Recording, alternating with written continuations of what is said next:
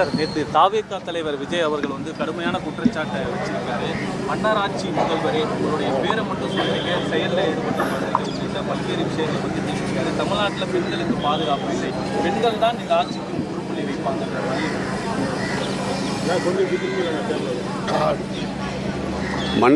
ஒரு சினிமா வரி பாடல் தான் நினைவுக்கு வருகிறது.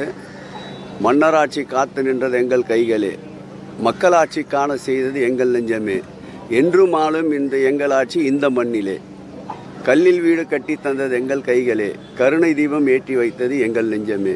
இதுதான் அவருக்கு பதிலாக சொல்லிக் கொள்கிறேன்.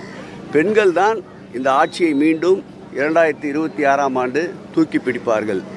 இன்றைக்கு எங்கு போனாலும் மாண்புமிகு தமிழக முதல்வர் எங்கள் உயிரினும் மேலே அன்பு தலைவர் தளபதி அவர்களை வரவேற்கின்ற கூட்டம் எதுவென்றால் அதில் 80% பெண்கள் கூட்டம்தான். எங்களை சுற்றி நிற்பவர்கள் கூட பாருங்கள். பெருநகரத்துடைய மேயர் பெண், பக்கத்திலே நிற்கின்ற சுகாதார நிலைக்குழு தலைவர் பெண், அதன் பக்கத்திலே நிற்கின்ற மண்டல குழு தலைவர் பெண், இந்த பகுதியினுடைய ஹெல்த் ஆஃபீஸர் பெண், இப்படி எங்கும் பெண்கள்.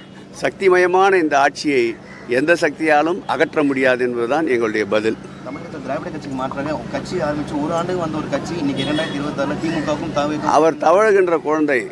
நாங்கள் பிடி உஷா போல் பல்வேறு ஓட்டப்பந்தயங்களில் பங்கேற்று வெற்றி கண்டவர்கள், பல கரடுமுரடான பாதைகளை கடந்து வந்தவர்கள், சிறை என்றால் என்னவென்று தெரியாதவர்கள், போராட்ட களம் என்றால் என்னவென்று தெரியாதவர்கள், ஆர்ப்பாட்ட களம் என்றால் என்னவென்று தெரியாதவர்கள், பொதுக்கூட்டம் என்றால் என்னவென்று தெரியாதவர்கள், மக்கள் பணி என்றால் என்னவென்று தெரியாதவர்கள், புயல் மழை வெள்ளம் போன்றவற்றை கூட தன்னுடைய இருப்பிடத்திற்கு அழைத்து வந்து 10 பேர்களுக்கு நலத்திட்ட உதவிகளை கொடுத்து அதை எடுத்து ஃபோட்டோ போட்டுக்கொண்டு அதையும் பிரசுரிப்பதற்கு ஊடகங்கள் தயாராக இருந்தால் தமிழகத்தின் நிலை இப்படித்தான் இருக்கும், இப்படித்தான் பேசி கொண்டிருப்பார்கள்.